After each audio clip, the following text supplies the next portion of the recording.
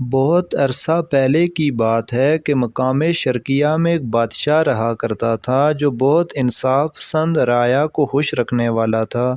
ایک دن ایک نوجوان بادشاہ کی خدمت کے لیے آیا۔ بادشاہ کو بھی وہ خادم بہت پسند آیا۔ پھر بادشاہ نے اسے اپنا مشیر خاص بنا لیا۔ وہ وزیر بہت نیک اور اچھے اخلاق والا تھا، مگر اس وزیر کی ایک عادت تھی، جو بھی کام ہوتا اچھا یا برا وہ یہی کہتا کہ ہر کام میں اللہ کی حکمت و مصلحت ہوتی ہے، جو بھی ہوا اچھا ہو یا برا۔ ایک دفعہ بادشاہ اپنے اس وزیر کے ساتھ بیٹھا باتوں میں مصروف تھا کہ بادشاہ نے اس بااخلاق وزیر سے کہا، آج میں تم سے اپنی دلی خواہش ذکر کروں گا کہ اللہ نے مجھے اپنی ہر نعمت سے نوازا، ہر قسم کا مال جمال دیا، مگر میرا دل صرف ایک بات کی وجہ سے غم سے بھر جاتا ہے جب میں اپنی کٹی ہوئی انگلی دیکھتا ہوں۔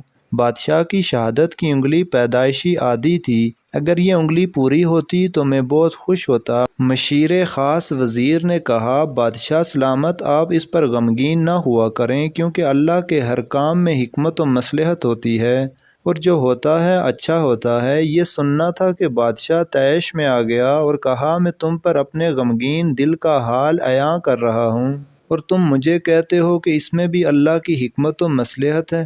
میں تمہیں اس کی سزا دوں گا، تم نے مجھے اور غمگین کر دیا ہے۔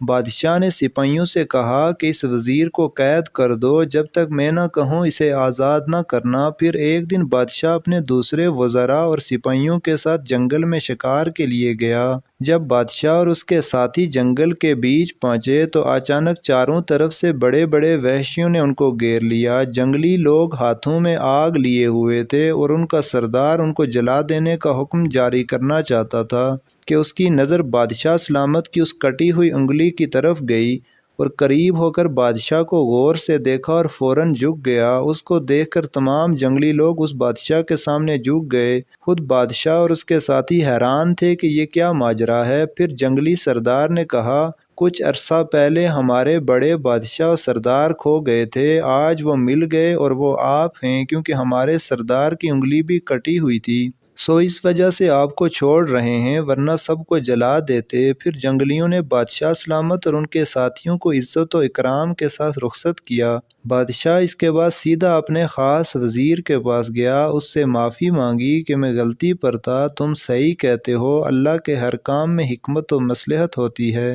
آئیے آج ہم عہد کرتے ہیں کہ ہر حال میں چاہے خوشی ہو یا غم، اللہ کا شکر ادا کریں گے، کیونکہ ہر کام میں اللہ کی حکمت و مصلحت ہوتی ہے۔